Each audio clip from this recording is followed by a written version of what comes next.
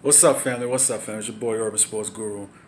Now, I just wanted to touch on this whole coaches issue about getting some black coaches in the NFL. Um, I think it's a real issue in sports because you see the same issue not just in football, you also see it in basketball. It's not a lot of black coaches in basketball either. Let's just keep it 100. It's not. Not a lot of black coaches when you think about also a sport that's predominantly black men. Not a lot of black coaches. I don't have the numbers, but you count for me. I don't think it's that much more than basketball, than football, really. Um, Nate McMillan, dude in there's Nate McMillan. There's a dude in Detroit. Fizdale just got fired. There's not many. There's really not many. You know, it's not many. I'm just making a point. And I saw something on television that alarmed me because everybody's talking about the pipeline coming up from coordinator and things of that nature. And what I think is black coaches have to be very understanding that it's bigger than them. And why do I say this? This is something I've noticed for some time. Black coaches and black executives have to understand that it's bigger than them. And I say this because as a Giant fan, we had Jerry Reese as our GM. He took over for a great GM in Ernie Accorsi. But what I say is bigger than you is the job you do is influencing these other owners as to whether they should give someone else like you that opportunity. Because it's not freely, these opportunities are not freely being given out. And you seen Jerry Reese fuck up as GM of the New York Football Giants. His job has now been given to Dave Gettleman, and he's fucking it up even more. Whether they want to admit it or not, and mind you, my Giants are keeping Dave Gettleman instead of firing him as they should. Whether they want to admit it or not, I think that's a big reason why they didn't hire Lewis Riddick like they should. I'm just calling a spade a spade. Give you another example. When you have a black coach or executive, Hugh Jackson. Hugh Jackson was a respected offensive mind in this league just a few years ago. He was a hot commodity.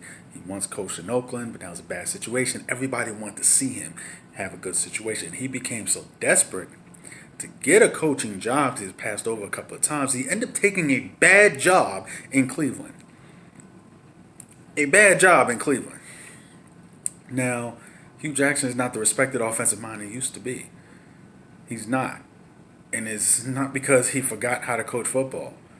It's because of what happened in his tenure coaching in Cleveland, which is a bad situation that a lot of people don't want. Even though the team is loaded with talent now, people still don't want it. That right there fucked him up where he'll probably never get another head coaching job ever again because he ended up taking a bad opportunity. Because he took that bad opportunity and ended up doing bad in it. How many black coaches come since? I've seen how the great Tony Dungy has gotten I think five other black coaches hired underneath him who were his assistants. But I look at the other black coaches, the longest reigning black coach, of course, Mike Tomlin. This is why I'm hard on Mike Tomlin because Mike Tomlin has had so much. He's had so much and he hasn't achieved what he should have achieved with the much he's been given. On top of the fact of not getting other black coaches hired. Like Tony Dungy did for him. I'm just calling a spade a spade. Tony Dungy, Lovie Smith, Mike Tomlin, Herman Edwards, Jim Caldwell, Leslie Frazier. Who's come under the tree of Mike Tomlin? He's been there more than 10 years. Before you call me a hater, answer that question. What brothers have come under the tree of Mike Tomlin before y'all call me a hater? Flores in Miami came from Belichick. Lynn in Los Angeles I don't remember his whole stuff, but I don't think it came from Tomlin.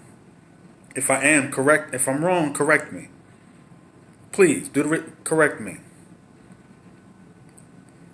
And one impediment I'm seeing, because I remember when McCarthy was coaching Green Bay, then he had Edgar Bennett as the offensive coordinator. Everybody knows Mike McCarthy, the offensive mind, and he was the one calling plays. So it seemed like Edgar Bennett being offensive coordinator looks like a figurehead, kind of similar to what you see in Kansas City with Eric Bieniemy being offensive coordinator. But the offensive mind is Andy Reid, a great offensive mind, a Hall of Fame caliber offensive mind. And Andy Reid's calling plays. So it looks like you're just a figurehead. When you go you can go over an interview and say I'm offensive coordinator, yeah, but you're not even calling plays. Yeah, you're part of the game planning and scheming and things, and it looks like you're a figurehead. I just think that black coaches have to. I don't like what I see happening. The way they're just bypassing guys and things of that nature. I'm calling it what it is. But I think black coaches have to understand the terrain and be selective of the jobs you take, because it's not just you. You're not coaching just for you. And I think Lovey and Tony understood that when they met in the Super Bowl. Remember, it was the Bears against the Colts when Tony Dungy got a Super Bowl. And they understood that, the magnitude of that, because they understood it was bigger than them. It was so much bigger than them. Coaches have to understand that. Like, this is why I root for Brian Flores. This is why I root for Anthony Lynn. Even though I'm hard on Mike Tomlin, I want to see him win because it's bigger than them. For other brothers to get opportunities, these brothers got to win. They have to win. They have to. They have to.